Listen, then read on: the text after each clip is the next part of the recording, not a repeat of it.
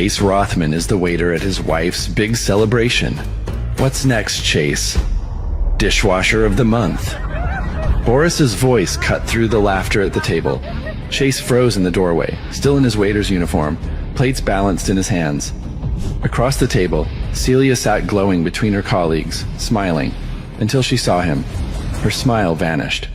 Only if Celia knew who her husband really was, she'd be terrified and proud at the same time. The box containing the Jade Dragon and Phoenix rings were too big and had sharp edges, so Chase put the rings directly in his pocket. Upon seeing the rings, Celia's expression eased up. They were very nice, she had to admit. Satisfied, she turned around and quickly left the lobby, walking toward the banquet hall. Chase didn't like being ignored by his wife. However, he kept his distance like she asked and followed her into the hotel. Taking the elevator directly to the 8th floor, he quickly found the location of VIP room number 3. At that moment, the adjacent door opened and a man's surprised voice filled the hall. "Rothman? What are you doing here?" Chase turned his head to look and saw that the other person was Ken's driver, Gerald. He was standing near Ken himself.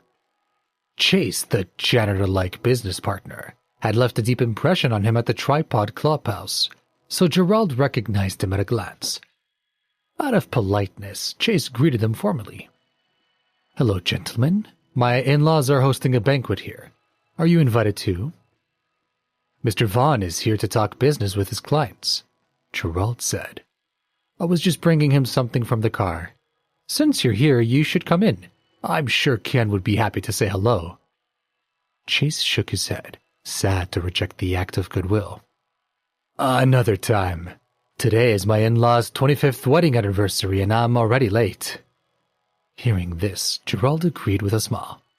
"I get it. I won't keep you any longer." After saying goodbye, Chase finally arrived at VIP room number 3.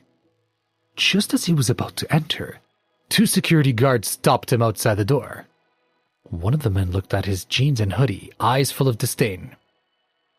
"Can you see what kind of place this is? How did you even get into the hotel?"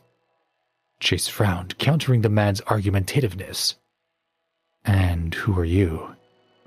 "Who are we? We're here to keep off the riffraff like you. Do you think we're pushovers?" The bodyguard threatened with a disapproving glare. "If you don't get lost, we'll throw you out." At this moment, another voice called from behind him. "Are you two blind?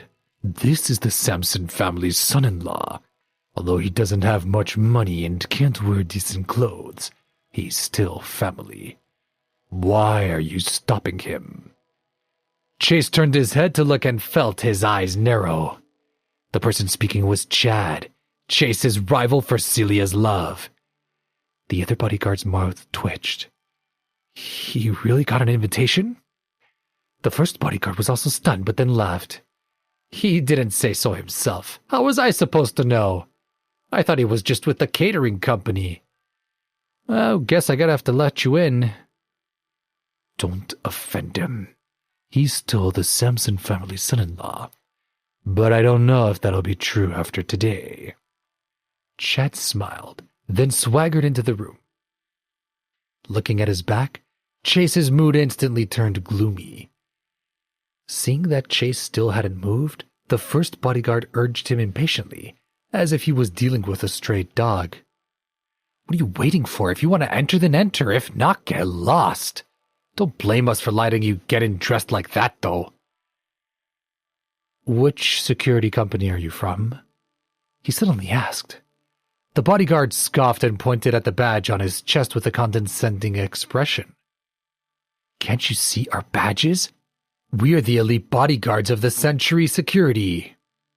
The other man said, "Maybe this guy needs his own bodyguard. Dressed like that, the Samsons might like to tear him apart in there." The other bodyguard heard this and laughed. "Not for $1,000. Century Security would never work for a good-for-nothing like him." Century Security? Chase thought it could be a subsidiary of the Century Group.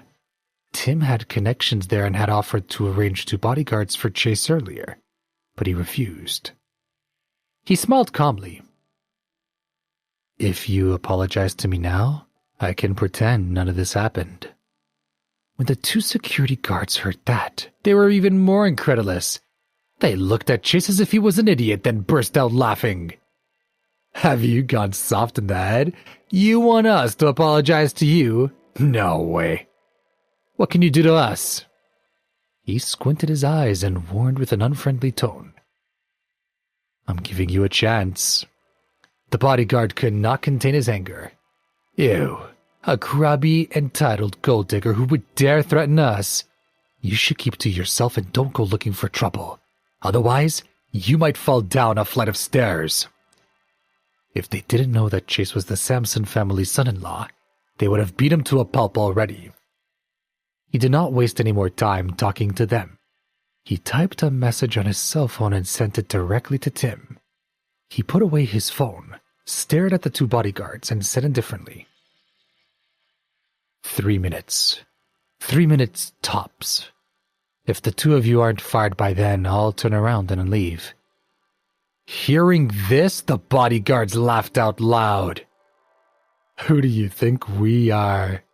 3 minutes, quit playing around. Yeah, I want to see this guy try to expel us. Chase sneered to himself. Laugh it up, we'll see who's laughing in a few minutes. Suddenly, Tim came through. 2 minutes later, the 2 bodyguards' phones both rang at the same time. The 2 of them looked at each other with dismay. An ominous feeling suddenly grew in their hearts. After swallowing with some difficulty, the 2 men finally picked up their phones. Their expressions on their faces were synchronized. They only listened for a moment before their eyes widened with shock. Chase looked at them without a trace of pity in his eyes. So, do you believe me now? This kind of thug wasn't worth pity, just like Rod from the other night. The 2 guards began to panic and tried to beg him. Please, sir, this is all our fault. We didn't see what was right in front of us. We were in the wrong. Please, don't fire us. I don't want to leave Century Security. If I wasn't a bodyguard, I wouldn't know what to do. I have a family to raise.